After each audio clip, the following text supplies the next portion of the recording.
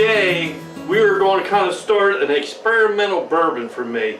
We're going to use 7 roots. This is going to be a 7-root bourbon. I know your mom told you to eat your vegetables when you were young. I don't quite think she meant this, but hey, this ought to be fun and very interesting. But first things first. Welcome to Stillworks and Brewing. My name is Randy, and this is a channel that's all about home distillation and brewing. Alrighty, so what we're going to make today is a 7-root bourbon. Okay, I'm pretty sure this is going to be pretty delicious, but hey, we never know, right? So I hope you stick around till we finish this project completely. I think it's going to take a couple videos to do that. The idea, how I got this idea, I tasted a small distillery one time and they had a 7-root whiskey, and it was pretty darn good. So this is going to be my take of it. And you know me, I like bourbon, so I'm going to go the bourbon route. Alright, so what do we have to work with? Okay, so let's start over here on the right.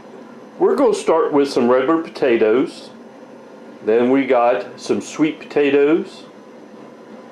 We have carrots, some radishes, turnip, parsnip, and beets, plus the normal bourbon stuff. We got some 6-row there, and we got some wheat, and of course the star corn. Okay, and I will put all the ingredients down in the description box. So let me get ready to get started, and then we'll be back. Step is I already weighed out my corn. I'm using 13 pounds of corn, so I need to grind that, but I do have water in the still pot, or the brew pot over there, warming up. We want to get that to a boiling, because we'll be using that shortly. Okay, so first thing we need to do is let's mill the corn, and that's a very simple process. Okay, so let me just put that in there.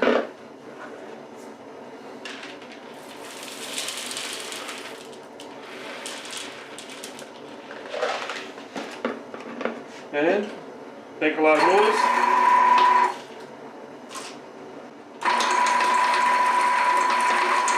Alright, so let me get all this corn milled up, and then hopefully by then the water will be getting pretty close to boiling. We'll find out. Alright, so I'll be back.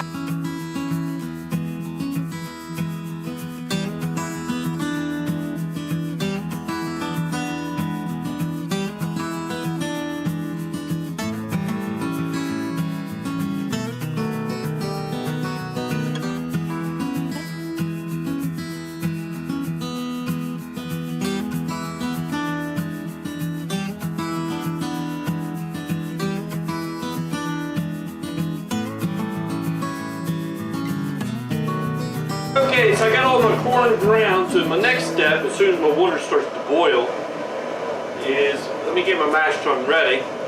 I got a bazooka screen in the very bottom, which is just a bazooka screen. And what I've been using is the false bottom I found. They work pretty good, they all work together. So I'll put that in the bottom there. And I will also use a Brewing bag, bash bag. Alright, that really seems to work out. With the combination of everything, it works out pretty nice.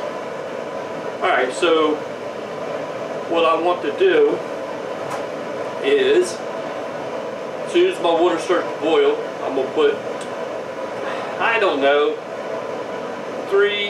I'll start off with like 3 gallons, maybe 4 gallons of boiling water. Then I'm going to add my corn. Okay, and I want my corn to cook for at least an hour. Okay, maybe even just a little bit more. It will not hurt if it goes longer. Alright, and once it gets to 90 degrees, I think my water's boiling. Alright, so I'm right on schedule. I love it when it goes right. So, like I said, where was I? Okay, once the temperature gets below 190, which once I add the corn, it's going to drop below that, I can add in high temperature enzymes to help break that up and get everything working. Okay, so let me get some hot water over in here, and then we'll start adding our corn. Okay, so let's start getting our corn mixed in while we're got the water running. Just go slow so that you don't get any dough balls. Make sure it all gets wet.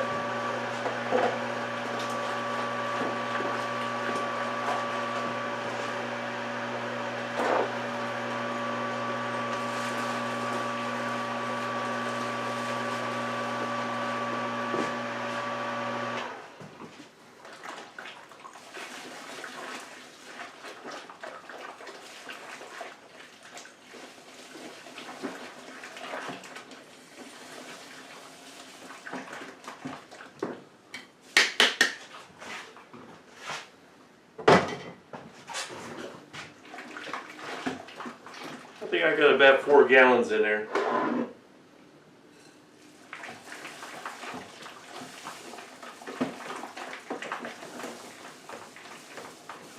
What we're trying to do is hydronize this corn, gelatinize it, get all them good old starches out of that corn into, get that out of the corn. And once we get them starches out of the corn, we're going to put enzymes in there from a couple different directions to convert them starches over into fermentable sugars. Okay? So, one thing you want to make sure you don't do is add in, like your 6-row right now, because it's just way too hot, it will denature the enzymes inside that barley. So make sure we don't do that. Need a little water. This is going to get pretty thick.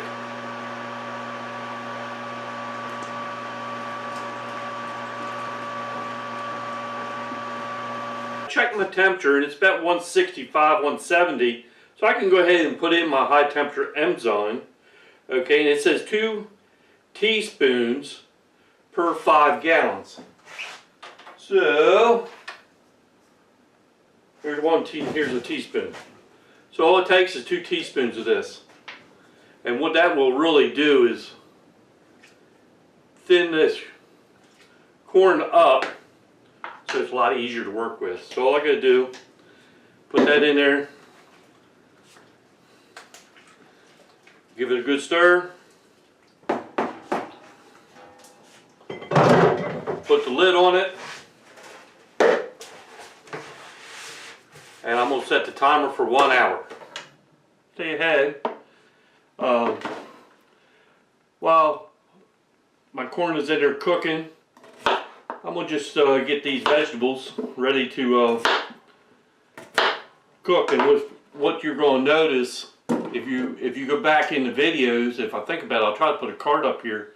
When I made the sweet potato bourbon, this is how I handled the vegetables, and that, to be honest with you, turned out fantastic. So what I'm going to do is, I've already washed these. So what I'm going to do is just cut them up in hunks, and then I'll put them in a pot. And what I'll do is put them on a slow simmer, and I'll cut the ugly things off. I don't know if you really have to.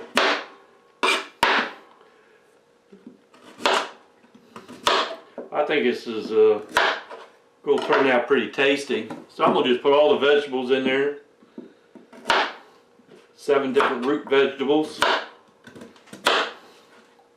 And then add some water. Don't throw the water away that you boil these in, because that's going to have good starch and stuff in it that we want.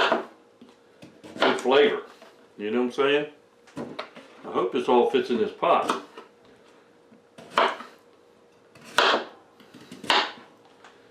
Hope so. Let We got all kind of veggies here. So what we'll do is boil them to get them soft, and then we're going to mash them, and they will get added right into the fermenter.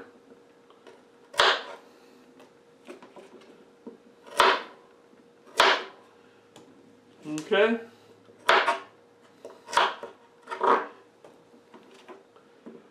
I never in the world thought of putting radishes into a bourbon, but you know what? I'm hoping it's going to be pretty fantastic. Alright, so now we're going to throw some carrots in there. Like I said, I'll get rid of them ugly ends.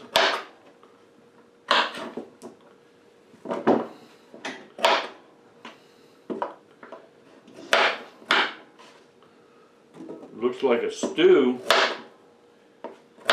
not a mash, but I just hope it all fits. Well, that's the biggest pot I got out here.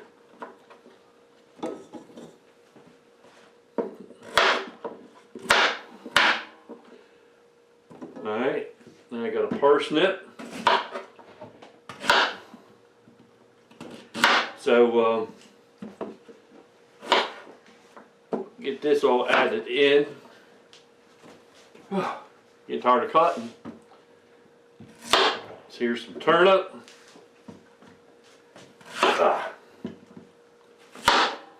I love turnip. The pot's getting full. So the only thing I got left is beets. And I will put, like I said before, I will put all the ingredients down into the description box. Okay, so let me get these beets put in. Ugh. I got a funny feeling it's going to be a red mash.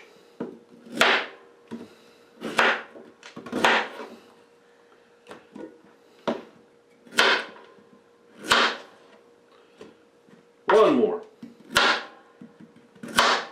Damn, I hope that ain't loud. Okay, so let me, then we'll put that there for now. Once we let the hour go by for the mash, or for my corn cooking, then we're going to add in the grain, and we'll be back when that's done. Oh, there's my pot. Looks like stew. So what I did is put some water in there, and I'm going to just put it on a light simmer. All I want to do is soften all the vegetables up, and then I'll mash them like mashed potatoes. And then that will be going into the fermenter. It's been a little bit over an hour. Let's see what we got here. Oh yeah.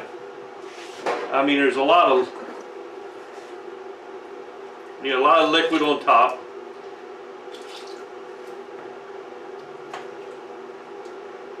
Okay. So what I want to do now is let me double check my temperature. Because I might have to add just a little bit of hot water in there. Not really, I'm at 165, okay? Actually 167. So, what we want to do now is let's mix our grains in there. And like I said, I will give all the ingredients down in the description, but this is 1 pound of grain, or white wheat.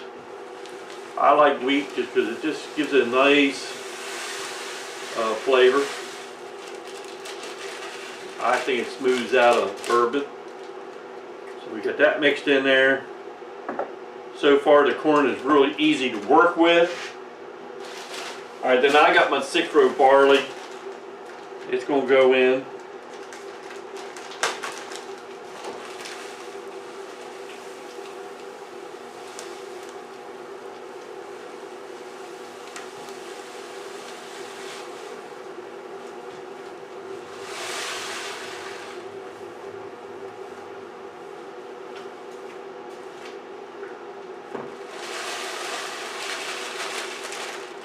Got my 6-row barley in there. Get that all stirred in. Then we'll double check our temperature.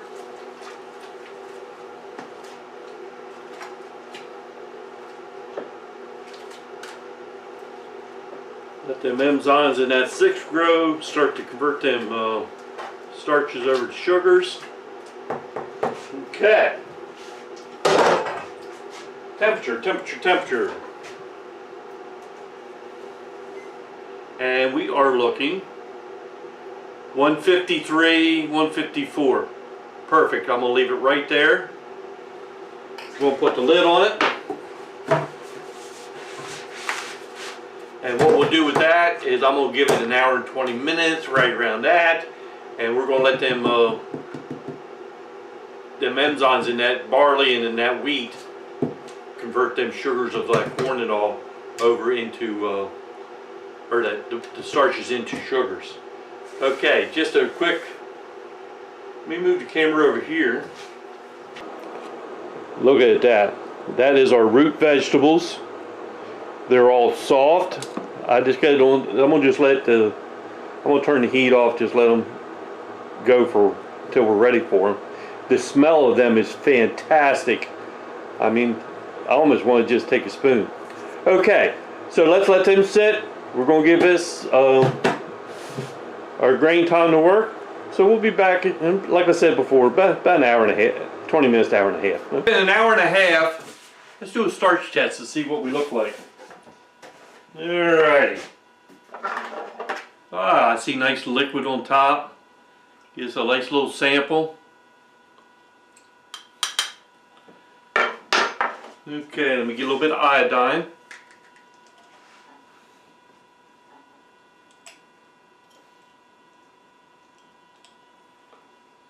Alright, I'm going to bring this over so you can see.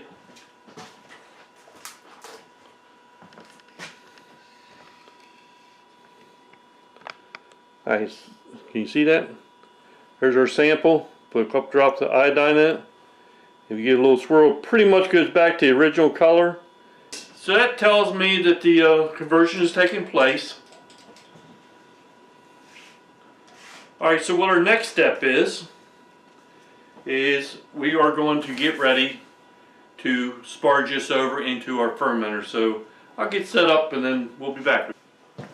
Okay, so we'll give our root vegetables a little bit of mash here.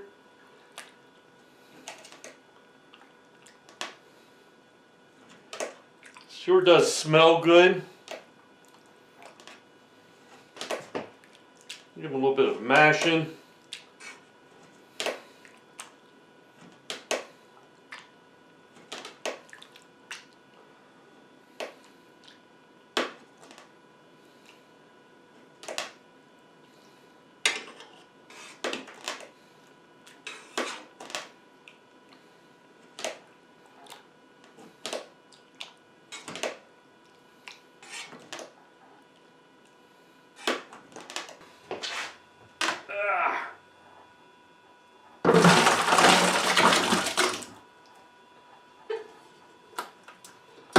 Pour that in there.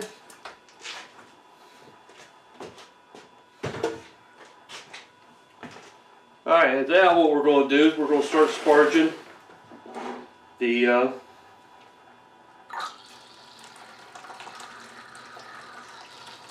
okay, so I'm going to sparge this all over, and I'm going to divide it up between two ferment buckets because I know I'm going to have a lot of sediment in this, and so what I want to do is make sure that I have enough volume.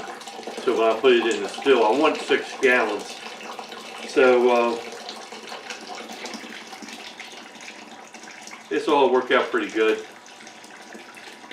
So what I'm going to do is drain this out. I'll put some more hot water in the mash tun, rinse them grains out, sparge them back into the bucket, and then what I'll end up doing is I'll pour it back and forth between the buckets. It's going to do me 2 things. It's going to help aerate it, put some oxygen in there for the yeast, and it will actually give me a good mixture between the both of them. So I did pour it back and forth between the buckets, and I have an end of 8 gallons. And like I said before, I know I'm going to have a lot of sediment with this. So it's 8 gallons. Let's see what our starting gravity is.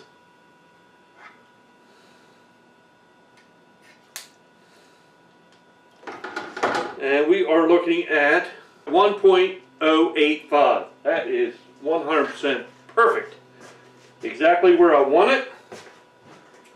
1.085. Yay. I love it when the plan comes together. Alright, now what I want to check is, if I can find it, there it is. I want to check see what my pH is. I am just curious. On, off.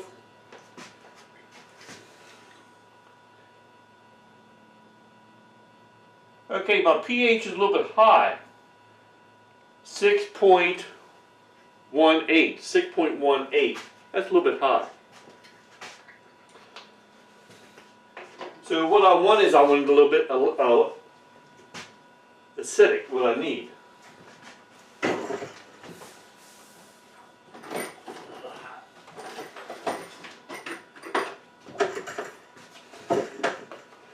So what I'll do is I'll do a couple pinches of citric acid.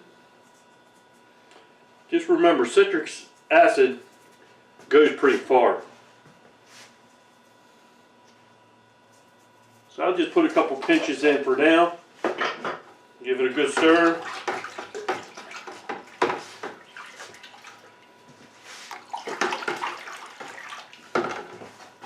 See what we got now. 5, 8, 6. 5, 8, 3. Okay, I'm going to just do another pinch. That's it. That should be pretty darn good.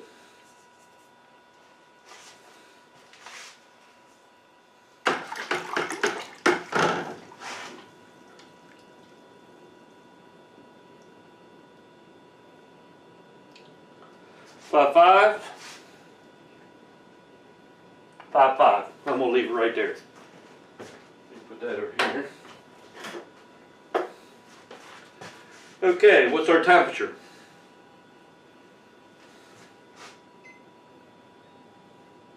Alright, it's 125 degrees, so it's way too hot for the yeast. So what I'm going to do is I'm going to put these in my fermentation room. We'll let them cool down, and probably either later on tonight or in the morning we're going to put yeast in this, and then we will let it ferment 7 to 10 days. So far the smell, oh, it's just amazing. If the bourbon comes out anything like I'm hoping, this will be killer. I guess the last thing I got to say is, hey, thanks for stopping by, and we'll see you next time here on Stillworks and Brewing. This ought to be interesting. So make sure you come back.